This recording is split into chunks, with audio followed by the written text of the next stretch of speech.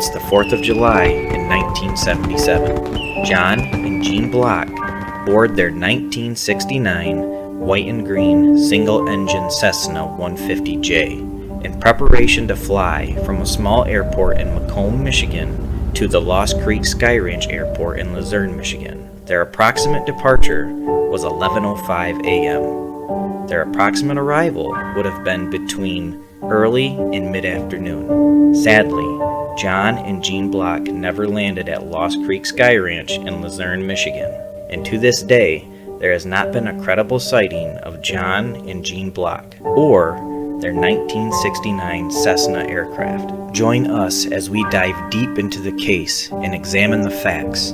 Follow us as we embark on pinpointed searches through Michigan's desolate swamps and vast forest. At the very least, help us spread the word of John and Jean Block so that their memory remains not forgotten.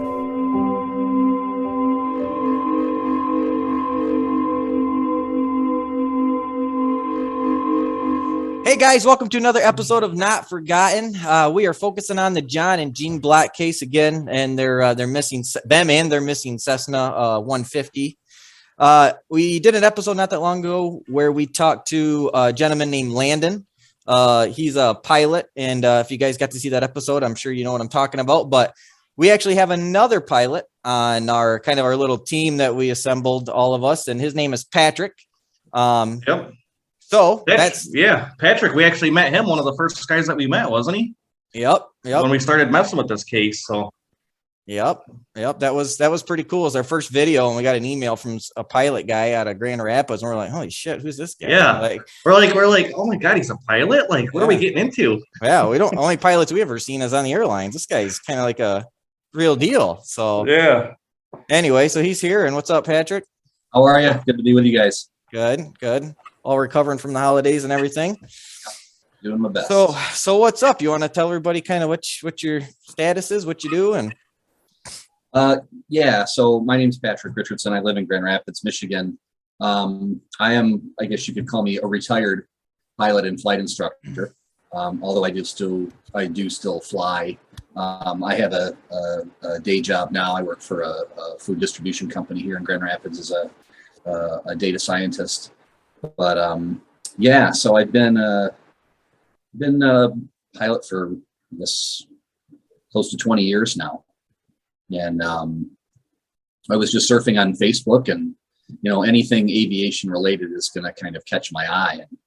And I saw kind of a poster online about this missing aircraft, and I just thought it was super interesting. So got a hold of Jenny, and like I say, one question turned into two, and then two into three, and three into 30 more. Yeah, it's kind of the same with us. Yeah. Yep. Yeah, I actually remember when we first talked to Patrick on our very first meeting. You were the one who kind of brought up the scenario, and I don't know, you don't really think this anymore, but I thought it was interesting, and I still think it's interesting, of like an airplane getting caught in the trees. Like, I know John's mentioned that before, but it was nothing that John Block Jr., but that was nothing that I really thought about until I first talked to you, because I always just pictured an airplane hitting the ground and just breaking into a million pieces. I never thought of the idea that maybe, depending on how it came down and how heavy the plane is and everything, that it could get caught in the trees. Yeah. So all plane crashes are not created equal. I guess that's what I would say. You can see airplanes that are on the ground that look relatively intact, but both the occupants, or however many occupants, were seriously injured or killed. And then there are airplanes that are just completely obliterated. But they can end up in the trees. They can end up in the dirt, on fire, in the water, pretty much anywhere. So. Yeah. And Patrick, you've done a lot of like when we were first kind of starting this, you kind of did a lot of stuff on the weather for us, and like trying to figure out what the weather was, like when it really got bad out and everything like that. And you dug a lot into that. And you also put together kind of like a profile on John, and kind of how he his profile as a pilot, as far as maybe some of his habits and things like that. I don't know what kind of interesting things do you think that it's important at this point about that stuff, now that we know what we know and everything? Yeah, I think the weather's still kind of a mystery. The forecast that some other people put together indicated that there were rainstorms during the middle of the day. The information that I found, and then when we talked to another gentleman, seemed to indicate that the weather didn't get bad until later in the evening, which he would have been at his destination by that point. But being, simply a visual flight rules pilot, it would have been incredibly difficult, I think, for him to see at altitude with the haze and the humidity and the heat. You get, a lot of different things can happen and make flying quite difficult, especially in haze. If you're not used to it, roads in Michigan run north, south, east, and west. And if you pick up the wrong road, it's very easy to end up in a spot that you're not expecting. Yeah. Very easily. I'm starting to see that, especially with the crashes that you showed us from the Facebook pages that we watch. Like every day I'm on there and it's like they post a new crash. And some of them are like in the water. Some of them are, I'm starting to be surprised on the amount of crashes that are actually like piles of rubble. But I can it's almost like that pile of rubble that we looked at the very first search. It was just a pile of rubble too. And if it's starting to make me wonder, like if we can see that from Google Earth, and even if it is a pile of rubble, man, we should still be able to see it, you would think, huh? Yeah. I think we're still in the early stages of our searching, especially on Google Earth. There's a lot of real estate to cover. I think we've got a long way to go. But I still, I remain confident that, we'll be able to find it. Yeah. Yeah. I just had a thought and I lost it. Gosh, what was I going to say? Somebody just said something that made me think of something. Oh, I know what I was going to say. The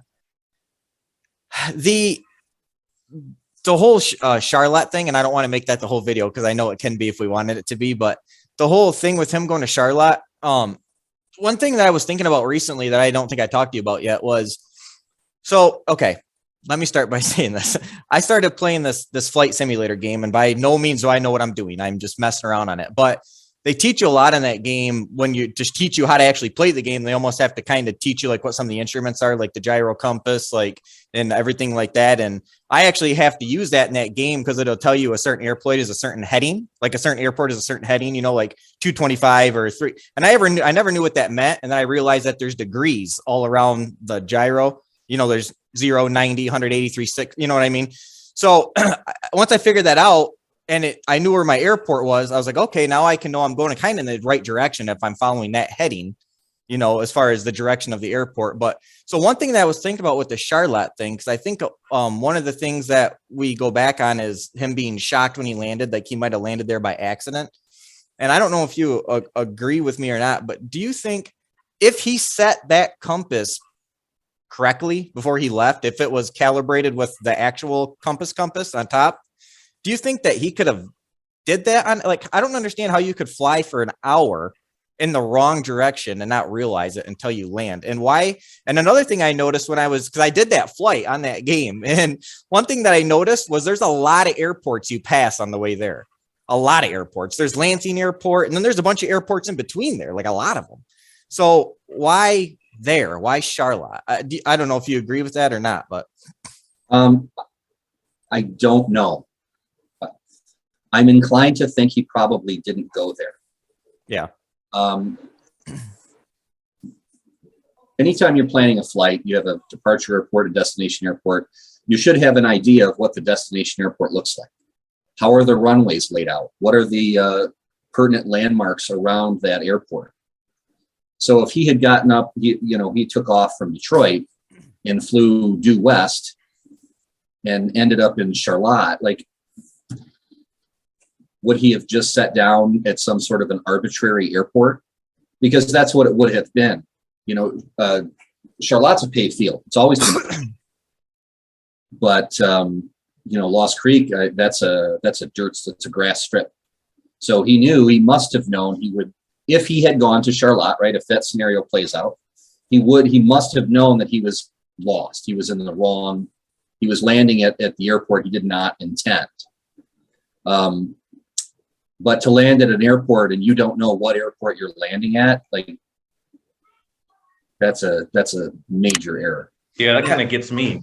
I noticed two other things too that were interesting about that trip is for a guy who follows the road, there's really no one road that connects Macomb to Charlotte. You have to go on and off a lot of different roads. So if he was following the roads, that would be an odd place to end because there's no clear path. He would have to go up 75 a little bit and then go kind of like to Flint and then connect and go down to Charlotte. I mean, it would have to be, it'd be a weird, if you were following the roads, that'd be a weird mistake to make. Right. And I think it's important to note that when he took off from Macomb, it's not like he flew for 10 minutes and then landed in Charlotte and said, oh, I think I'm lost. He flew for like 45 minutes to like an hour, that trip. Right. So that's a long time to go the wrong direction. That's like, if you miss your turn on I-75 and you drove for an hour and was like, oh, I should have turned back there. Like that doesn't happen. That's a long way. Yeah. And I think, his estimated time en route, I think, depending on, which way he had planned to go from Detroit to Lost Creek, it should have taken him anywhere between an hour and 45 minutes and 2 hours. So if he's going to land prematurely after 1 hour, something just doesn't, the whole Charlotte thing doesn't add up to me. It just doesn't add up to the point where I'm not sure he was ever there. Yeah. And I think something too that I think of too is like, when you think of like, you hear the term, like it's too good to be true, or if something seems fishy, it probably is, or something like that. I think we're trying so hard sometimes when we think about Charlotte to rationalize it and make it make sense that I think we're just probably overthinking it. And if it seems off, it probably is. You know what I mean? Like our natural gun instinct is that just doesn't seem right. So it probably isn't. You know what I mean? I don't know that for sure, but that's just, going off of feelings. Did you ever get anything back from the Michigan State Police? Oh, yeah. We got to. No, I didn't. I didn't yet. No. They filed for an extension, though, didn't they, Tyler? Yeah. So when I did my original thing, it said like 10 days or something. And then after like 6 or 7 days, it said they asked for an extension. I don't know how long they can do that for. I don't know if they can ask for an extension and an extension and an extension. I think it has a lot to do with probably COVID and whatnot. Maybe it might not have to do with that, but they're probably going to use that as an excuse to not have to get things fast. And I'm also, I think it's part of it is I'm asking for something that happened, 50 years ago and not, it wasn't like in Detroit or Chicago or something, or even though Chicago's not Michigan, but you know what I mean? It's not like a big city. It's like, Macomb to Luzerne, missing person that they look for 10 days or a couple weeks or whatever.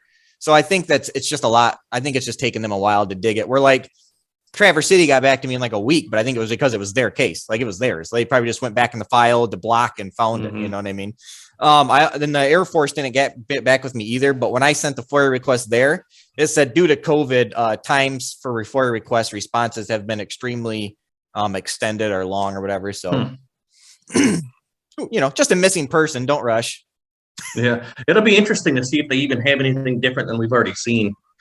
I'm kind of interested into that. Sure. Yeah. I would go so far as to say if the state police come back and say we have no documentation regarding your request, then I think we need to throw Charlotte out of it. Like not even consider it anymore. Yeah. What do you find? This is kind of a loaded question. Other than Charlotte, what frustrates you the most about like what do you think? What frustrates you the most? Like you don't know or wish you knew more about as far as this just in general this thing. I know there's about 10 million things, but yeah. So we're lost in between having way too much information and not having enough. Right. So I think the radio call at Bay City is one of those things that really gets me. I spend a lot of time thinking about this, this case in general. And, if we could get some, additional information on the radio call that was supposedly made, I think that would help. Maybe, we talk about closure for the family, but we've got all these little loose ends kind of hanging out with respect to the investigation. And it's nice to try to put some closure on that, or at least come up with an opinion or an informed decision that you feel comfortable with. Right. And I think we've not been able to really do that on a lot of the kind of milestone stakes in the ground across the investigation as a whole. So, yeah. It almost seems like we got a lot of information, but some of it we're not even sure is accurate. And so we're just kind of, I kind of get that same feeling too. Yeah, even going through the police reports and things, reading some of the eyewitness statements, and Ross said it as well. He doesn't believe eyewitnesses, and then reading some of those things, I'm inclined to agree with him. People hear about a missing airplane and they want to help, and every airplane in the state now has been reported as having some sort of a problem with it. So it's hard, right? Because people that are well-intentioned can end up giving you, misinformation and leading you astray. Yeah, I think sometimes it can be kind of like disheartening or I don't know what the word is, but it can make you feel kind of bad. It's almost like we're looking at a ship that sank underwater a long, long time ago, and a lot of it's eroded away and rusted away, and we're just trying to figure out how it sank. But there's not enough information at the bottom of the ocean where the ship is to actually figure it out. It's like we're just trying to guess and make, guesstimations and hypothesis. And that's, at the end of the day, that's what we got to do. And I think the more you guess, eventually we're going to be right. I mean, eventually we got to, Michigan's only so big. You know what I mean? That's one thing when I think about it, that kind of makes me hopeful when I think about, man, we're never going to find this thing. I think, Michigan's only so big. Eventually we're going to run out of state. So it's more about when we find it as opposed to if we find it. It's just how long it's going to actually take, and how, when we're throwing darts at the map, how close we actually get, and if we actually hit it or not. But eventually we're going to run out of spaces to throw darts, and we're going to find it. Yeah, I think that's right. Yeah, I agree with that. That's right. We do have quite a few targets to search too, and a lot of them are really good looking targets. I think we got, what do we got, guys? Like around 20 or something, I think there's almost 24. Yeah, and there's some good ones in there. Yeah, for sure. It's pretty wild to think that we may have already found the plane and don't know it. That would be weird, wouldn't it? Yeah.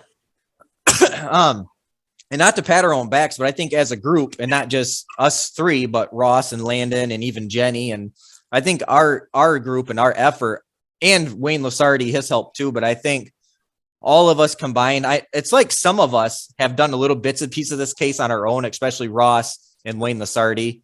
Us four and Landon have kind of been working together the whole time, but them guys did a lot on their own. And I think as a group, we have really done more than a lot of people have on this. I mean, we've reached out to different agencies. We've done searches in the actual woods.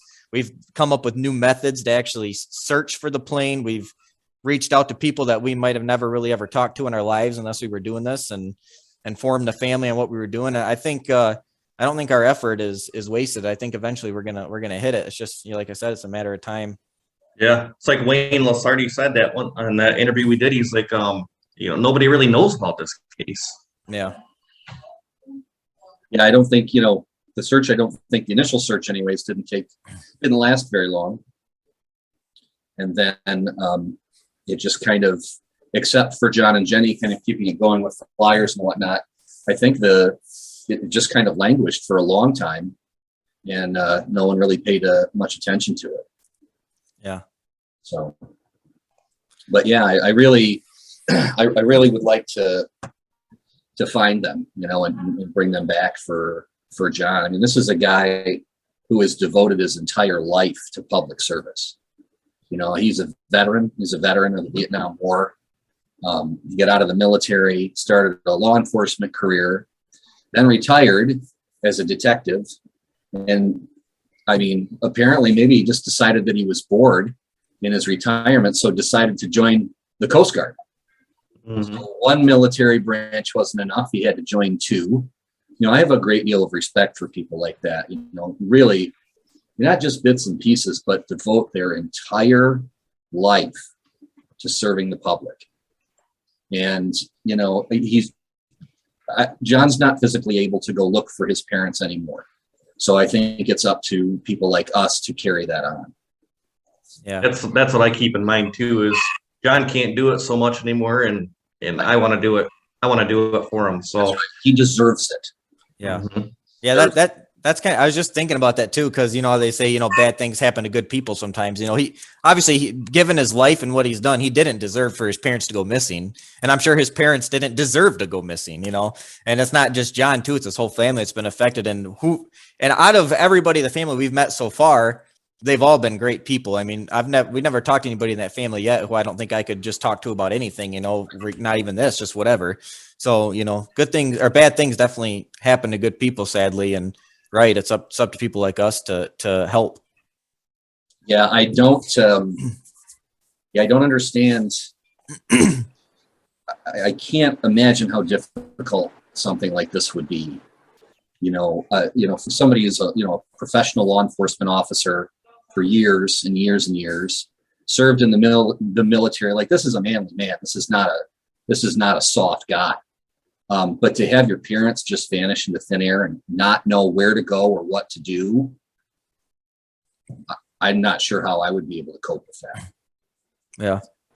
Yeah. And just so people who are watching this, Patrick is actually the person who kind of introduced us to the family, because when me and Jeff were just doing this, we were just going off of stuff online. Like, we were just basically reading. We didn't know anybody. No, but Patrick introduced us to John, and then Jenny kind of got involved, and then Patrick actually introduced us to Landon. I think Patrick even reached out to Ross. So Patrick has kind of been the glue to a lot of this operation, although he's not on the screen much and he doesn't maybe say much, or I don't know, but he has done a lot for the team as far as making things happen. So definitely appreciate it for sure. I thoroughly enjoy this. Like you say, I quit flying some time ago, teaching some time ago, and wondered really whether anything that I had done would kind of carry forward and be useful later in life. Because when I started flying, I didn't consider that I would make it a career. That kind of came later. I was pursuing my private pilot's license when I was a senior in college. Wow. And ended up teaching. It really is kind of, I call it like the litany of excuses, right? Like, I'd always wanted to learn how to fly. Just thought it was kind of cool. And so I started taking flight lessons and thought, well, it'd be interesting, I'll get my private pilot's license. Right. But in Michigan, the weather can change in an instant with all the water that we have around here. You can be, bright sunshine, and you can end up with low cloud deck and rain in a matter of, 30 minutes. So I thought, well, I don't want that to be a limitation, so I should get an instrument rating. So I went and did that. And then I thought the next excuse was, well, it'd be cool to, maybe take people for airplane rides and get paid for it. Right. So you need a commercial pilot's license to do that. So then I went and I got a commercial pilot's license. And I thought, well, I'm doing this and I really enjoy it. It'd be kind of fun to maybe teach people how to fly. Then I went and got my flight instructor rating, that's one of the most difficult ones to get.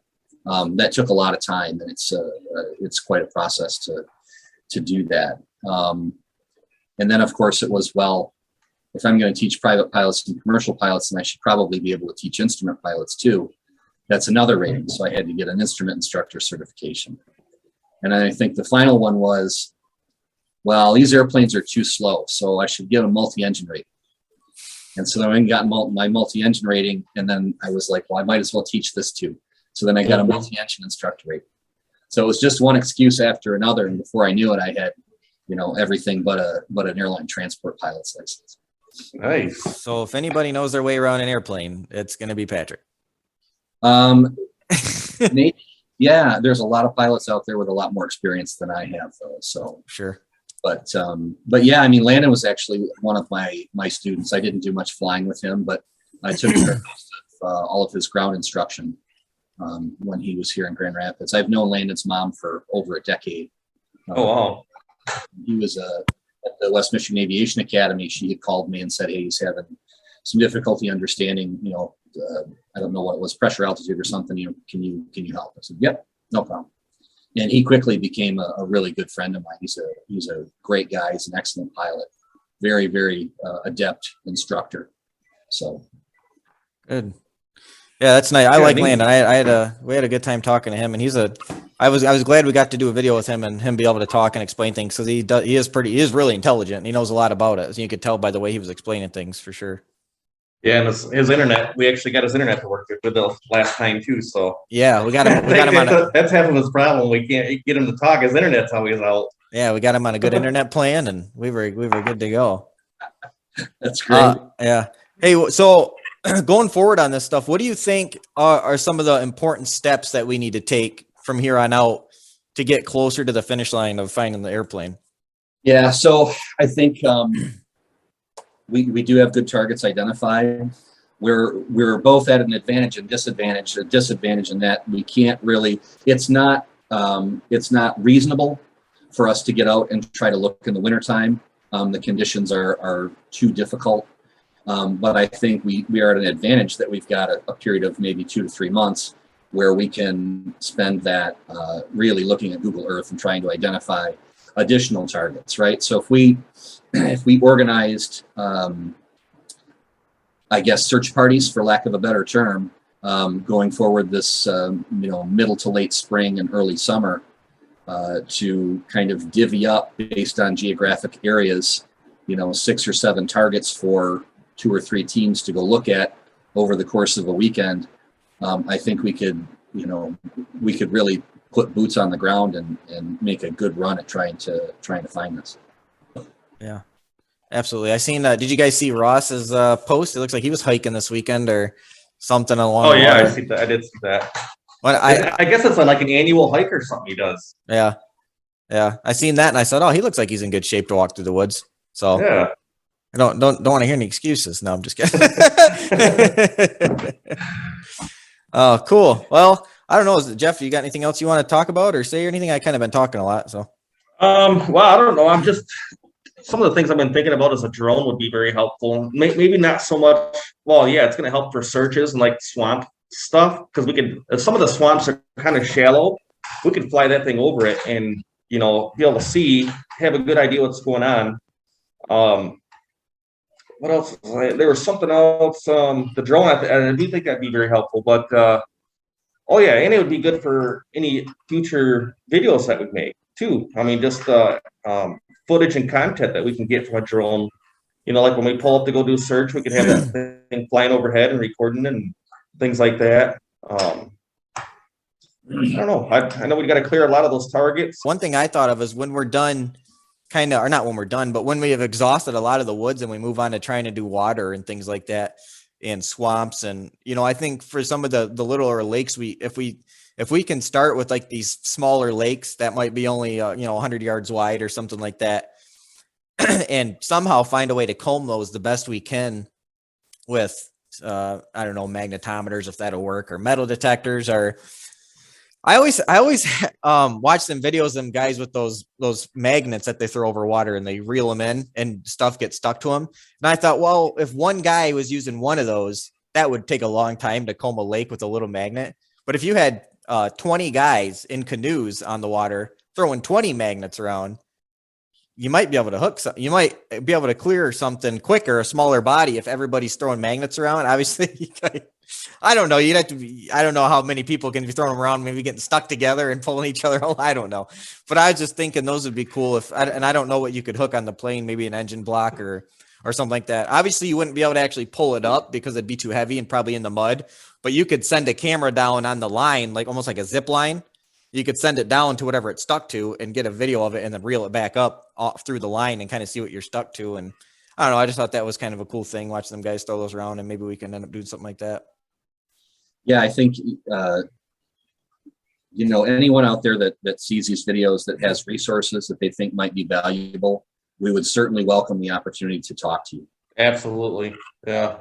We're not in a position right now where we can drop, $100,000 on equipment and boats and stuff like that. But, if anyone out there is a drone pilot, a remote pilot, has magnetometers, has a small side scan sonars that they might be able to either lend us or come out and help us search, like we would really welcome that.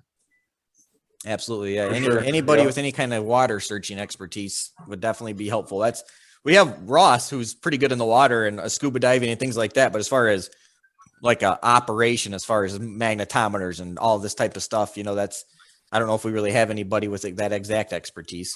We'll have to get with Ross too, because I wonder if, like, if it's a swamp and the thing's only like 8 feet deep or something, I wonder if he'd still be able to suit up and go down and see. Like if we found something, you know. I don't know how that works in a swamp. I don't know if that stuff's really thick and nasty down there and you can't even swim through it or what. Well, I mean, yeah, I mean, we're not in tons of weeds and all that stuff, but I mean, like a swamp that's kind of clear, you know, as far as the vegetation and stuff. I wonder. I don't know if he's even still got his equipment anymore. Have to ask him. Yeah.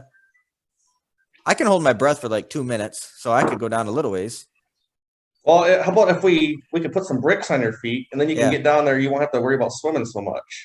That might work.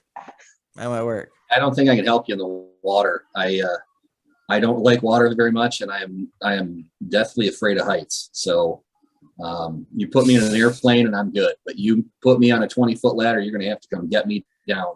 Wow, that's weird. That's different. Yeah. Yeah. It's like you feel safer in a plane, huh? Oh yeah. Yep. Much. Huh. So that's like altitude's never bothered me. You know, when I'm in an airplane or something like that. But you're not skydiving or anything. Oh God, no. No skydiving. No. Have you ever took anybody skydiving? I never flew skydivers. I had a bunch of buddies that before though. Oh. So it was a lot of fun for them. You know, they'd fly 10,000 feet or whatever, and then they would just come down. Mm-hmm. But yeah, I can't even get up on my own roof. That's a thing. I can't. I gotta have my kid do that. I can't do it. Hey, we all got our weak. I freeze. We all got our weaknesses. Yeah. I'm afraid of taxes. I don't ever pay them. Just kidding. I tell my kids when I come home from Halloween, I say, give me 40% of that. That's right. Well, cool. Is there anything else you want to talk about, Patrick, or say, or anything important? No, I don't. Not that I can think of. I'm just glad to be a part of this group and that we're all together and, united after this common goal of finding John and Jean and bringing them back to the family so they can be laid to rest properly. Yeah. I'm really glad that you're a part of it too and helping us along the way.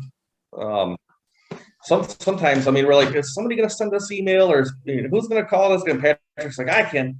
Yeah. So that's very helpful. Definitely happy you're with us. And I think we got all the right tools. Well, maybe not all of them, but we got a lot of good tools. And I think we're on the right track in the right direction on this thing. We just got to keep grinding and doing things we don't want to do and making sacrifices and just push through every day. And eventually we're going to get to it. It's kind of turns into a job sometimes when you kind of like, oh, I don't really feel like looking on Google Earth for a half hour, but I'm going to do it. I'm going to do it just for a half, you know what I mean? And that type of stuff, when it feels like work, you're probably doing something you should be doing. You know what I mean? Or set a goal. Say, I'm going to find 2 solid targets. Yeah. I've got other stuff that I could be doing, or I got to mow the lawn or whatever, but I'm going to find 2 solid targets and then I'll go mow the lawn. Mm-hmm. So, but that's the other thing, we have to remember is as we clear these targets, we got to remember to keep getting sure that we're filling the bucket, right? We don't want to clear everything and then say, well, we have nothing left. So we have to, as we clear them, continue to add new ones to the top of the list and meet on that weekly basis when we start it up, and probably after the first of the year and start triaging these targets into high, medium, low probability type stuff. I think another thing we need to do too, now that the holidays are almost over, is start really hounding this Civil Air Patrol, see what we can find out, if anything, from these guys. Maybe not be able to find out anything, but I think we need to hound them a little bit. And and start clearing these targets and start moving on now. We were kind of slow because of all the holidays. That's one thing we want to do for sure, is go look at that other plane crash. Just for the simple fact that we want to be able to see, like, use the GPSs, get out there, find an actual crash that is still there, see what it looks like on the ground now that we know what it looks like from Google Earth.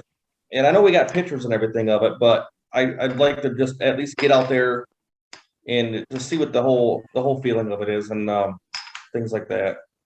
Which one are you referring to? The one in the UP? Yeah, the one closest to the bridge? Yeah, it'd That's be a cool. hike. It'd be a hike, but I think you're right. You know, it is. It would be good to see. Yeah. That. Good for have had everybody. The good fortune, or I guess misfortune, of myself seeing, I think, the wreckage of 2 or 3 different airplanes that had gone down. And it'll make you stop for a minute. Yeah. So you went and actually seen some before? Yeah, there was an airplane that crashed down here in Sparta 20 years ago or so when I was teaching, and the plane had gone down off the end of the runway at the Sparta airport, which was, my boss at the time lived right next to the Sparta airport. Wow. I went over there and we had and checked it out. The pilot had attempted to take off in super low visibility conditions, and just wasn't able to climb and ended up in a flat attitude. They caught the wing on a tree. They ended up, the pilot died. I think the passenger was severely burned, but he was able to get out and crawl down to a lumber yard that was across the street there and get help. But when we went to see it, I mean, the wings were all accordion crushed, and, you know, they had the stakes where the people were, and the avionics stack was all burnt. And it's very surreal. Wow. Very So surreal. what do you think? What was he not going fast enough, or was he trying to pull up too hard No, after takeoff? yeah. So when you take off in low visibility conditions like that, you can get into, you know, there are different kinds of illusions that you can feel, that your body feels. And I think he probably thought he was in a climb, but he was not climbing. He was, in fact, descending slightly.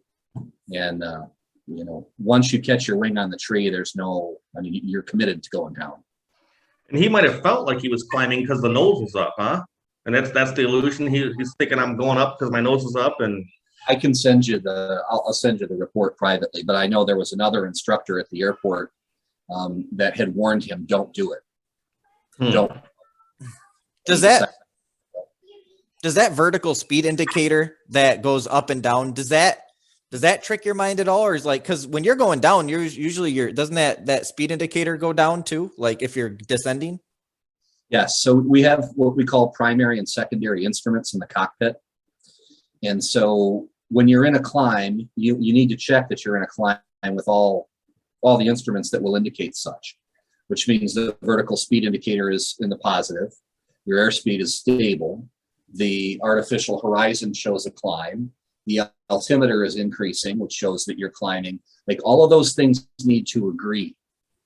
And if they don't agree, then the airplane is likely not doing what you think it's doing. okay, I can see that. And that's one of the things that we really pound students on, is make sure, get your scan going. Make sure you're cross-checking your instruments. Make sure the airplane's doing what you think it's doing. Yeah, make sure everything's doing everything's matching up to each other. So do you think in that moment when he went down, he just really wasn't paying attention to those things enough? Is that So it could be. I don't know his experience level. When you fly under Part 91, I mean, there are no minimums, right? Like, you can take off 0-0, right? Which means there's no visibility, no ceiling. I would never do that, even though it's legal. I mean, it's just a stupid thing to do. What happens if you take off and you have a problem? You need to come back. You can't approach. I mean, you can shoot it, but you can't get in. You won't be able to see the runway, right? So just because it's legal doesn't mean you should do it. Yeah. So I think, you know, what probably happened is he may have been overwhelmed. I don't know what his currency was. Maybe he hadn't flown in hard IFR, you know, for months, weeks or months, and he was rusty. And he was overwhelmed. He wasn't able to keep the scan going, cross-check his instruments enough, and just lost control of the airplane. Yeah. I mean, if any of you guys that are watching this video want to take a look and see what he's talking about, all you got to do is go to YouTube and type in like plane crashes or anything like that. And I would say, I've been looking at a lot of them lately since this case, and I would say, like, man, I don't even know, probably about 40% of them is where they're either taking off or landing. And like, that's just on YouTube. I think the percentage of actual problems is higher than that in real life, in not documented stuff on YouTube. But a lot of times I'm hearing them. They take off and they try to turn back around and come back, and then stuff happens and it doesn't go too well for them. But yeah, That sounds like one of those. Yeah, it was unfortunate. He was known in this area, but yeah, it was a bad deal. And then there was another pilot that was based in Grand Rapids, who flew up to Gaylord, and it was we were just getting into winter. I think it was December. The weather was bad. It was snowing, and he went below minimums on an approach into Gaylord and ended up in the trees and died. And some of the wreckage came back to Grand Rapids.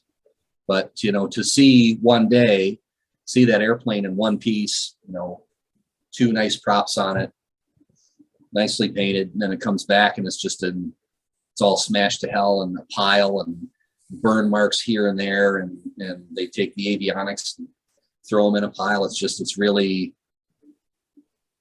it's hard to watch. Yeah, Patrick turned us on to this Facebook group that Jeff was talking about earlier, where they show these aviation crashes, and they do a lot of those where they'll show the plane, and then they'll show the plane what it looks like after it crashed, and it's just unrecognizable, most of them. But there's almost a plane crash, it seems like, every day on that thing. Yeah, there is.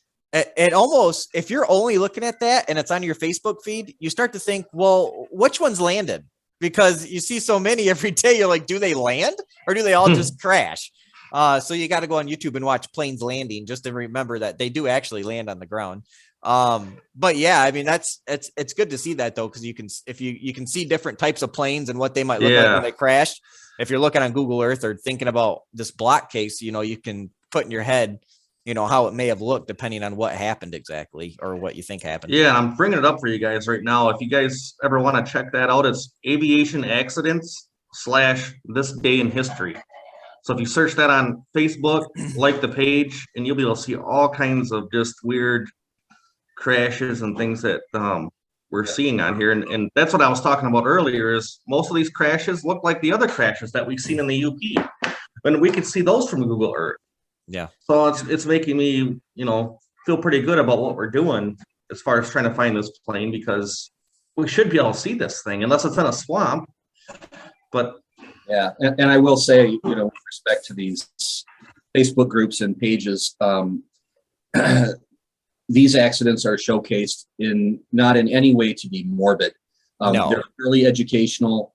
They come with a synopsis of what happened, the weather conditions that occur that were ongoing at the time of the accident, and the general flight conditions and then disposition of the flight. So these are not kind of like point and look type things. These are really educational pieces for pilots and people that are interested in aviation. Right. It's education. It's not entertainment. It's not to look at and go, wow. It's to go, oh, what happened? Oh, okay. So you shouldn't do that, or okay, maybe that's not a good time to fly or whatever. Yeah, exactly. Or it makes you wonder what happened. What went wrong? They're all real people. When you look at those crashes, it's all real people. It's all people that, and sadly, the majority of them are people that have been fatally injured, AKA have died. So, it's definitely nothing to be taken lightheartedly, for sure. Right. And that's, one of the reasons I think that I'm so interested in accident investigation is because safety can always be improved. Right. And we study these things so that they might never happen again. And unfortunately, aviation is one of these industries that has what they call tombstone technology, right? Which means stuff doesn't change until people die. That's really unfortunate to say, but that's the way the industry has worked. I was just thinking that. I was like, when you think of cars, every car model gets a lot safer, and most people buy new cars a lot, or they buy a newer car. So what you were driving when you're 40 might not be the same kind of car you were driving when you were 15. It probably has a different safety rating. It's probably a lot safer. That's not really the case in aviation, because planes stay newer longer. So like someone can hop in a 1975 plane and be like, oh man, this is like driving a 2010, 2015 truck. It's still kind of new. You know what I mean? So it's kind of up to the people to be safe more than the equipment. Where cars, you could be a complete idiot and get in a really bad crash and still live because your car is built so well. Where in a plane, it's not necessarily the case. It's up to the person. It's not up to the equipment. I mean, the equipment keeps you safe with the instruments and everything, but as far as crashing and everything like that, it's up to you. Hey, Exactly right. yeah, cool. so I'm pretty excited to start playing these targets. We are going to try to get to that if the weather holds up. It's not doing so good over here right now, but I would like to get to that plane crash before spring hits. There is another target that's 600 yards north of that. It is in the UP though, so the snow up there could be way different than it is down here. We'll have to research that before we go, but I'd like to at least do that before we have to wait another 2 months or something to get into the forest again. Yeah, it might be a good thing where if we have like 3 days where it gets real warm and the snow kind of halfway melts to go up there, because we could probably do it in an inch or two of snow, but we wouldn't want to do it in like 2 feet. Not really. No, that's not going to be good for anything. No. So, all right. Well, yeah, it was cool. I'm glad we had you on and you got to formally introduce yourself. Even though it's not, I mean, to us, it's just talking to you again because we've been doing this for months with you, but it's nice that, you know, you got to formally introduce yourself to anybody watching our channel. So Thanks for having me on. I appreciate it. It's a lot of fun. absolutely. Yeah, nice to see you again, Patrick, and I'm sure we'll be talking to you again soon. All right. Sounds great. Thanks. Take care, guys. All right, right. guys. Thanks again Thank for you. watching. We'll see you later.